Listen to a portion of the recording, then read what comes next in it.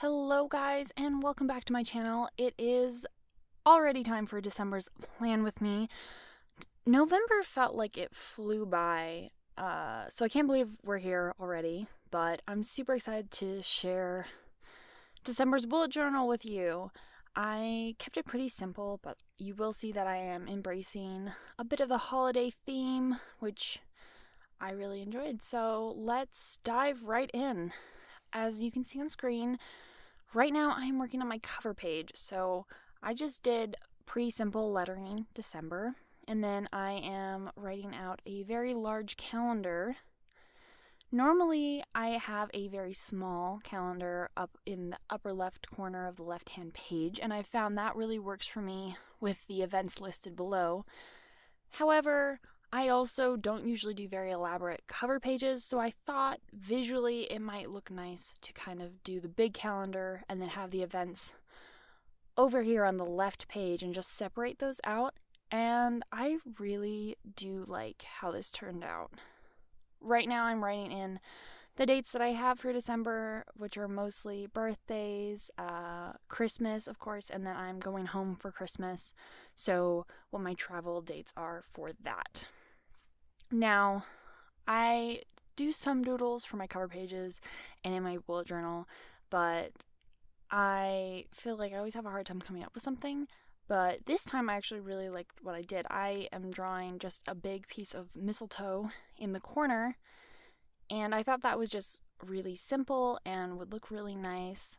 So I carry that through the rest of the bullet journal as well. And I really like how it turned out in that case. I never colored in the D. I don't know why. I was gonna do something else, but instead I just left it there. So until it annoys me so much, it's probably gonna stay like that. The materials that I'm using are, I have some old Crayola markers for the green, and then I just have probably a Crayola pencil. So just a red pencil and a green marker. Nothing very fancy, just old art supplies that I had. And so I'm lettering everything in the red, and then obviously leaves are green. I decided to keep this pretty simple. I am adding a border around most of the pages because other people do that, and I really like the way it looks, and I actually think it adds a nice, like, finished look to my pages, and I might continue doing that in the future. All right, here we are. So this is my habits page. I've been doing individual habit trackers for a couple months now, and I find that they work really well, like better than any bigger trackers. And I don't know why that is, but obviously it's a thing that works because you see this a lot in the bullet journal community, is people doing individual habit trackers. So I'm clearly not the only one that this works better for. I'm trying to keep the number of habits that I'm tracking pretty simple. I took out a few that from last month that I feel like I've added into my daily life pretty well, or I don't really need reminders to use, such as like morning teeth, because that's something I brush my teeth every morning. I still am terrible about brushing my teeth before I go to bed, so I kept that on there. Though it is funny because I am finding myself turning to that page in the morning ready to check off my morning teeth habit tracker, and I don't have it there, so I'm always just there and like, okay, shoot. But it does make me go, what can I do that is on my list? So theoretically it's still effective even if I don't have that tracker there anymore. And then I didn't want to film myself drawing in the numbers for every single day, so I didn't film that and we skipped ahead. They're all in there. And I also added 2 little boxes at the left-hand corner because I forgot that there's a Sunday and Monday at the end of this month. So luckily I caught that and I had enough room to do it. This page now that we're working on is new, so I haven't done anything like this before. It's kind of a month in review, so it's like a monthly overview, except I want to use it as less of planning and more as like reflection. So I started off by writing at the top, month in, events, content, and moments. And then I just drew out a simple calendar. I believe they were 4 dots by 6 dots. and that fit it really well. And so I'm just using my ruler and my Muji gel pen in 0.35, and I'm just drawing out the boxes there. And so the way I want to use this spread is I want to mark down when I'm posting videos and blog content, and then also if something memorable happens or an event happens, like I want to write it in there as well, and hopefully I'll have a really full calendar at the end of the month with all these things that I can remember. I also added in a quote since there was room. Now, the original quote had sunshine in it instead of light, but I thought light was a little bit more Christmassy, so I put, "When you can't feel the light, be the light." And I thought that was just really uplifting and a nice little thing to see every time that I flip to that page. And again, adding in that border, just making it look a little bit more polished.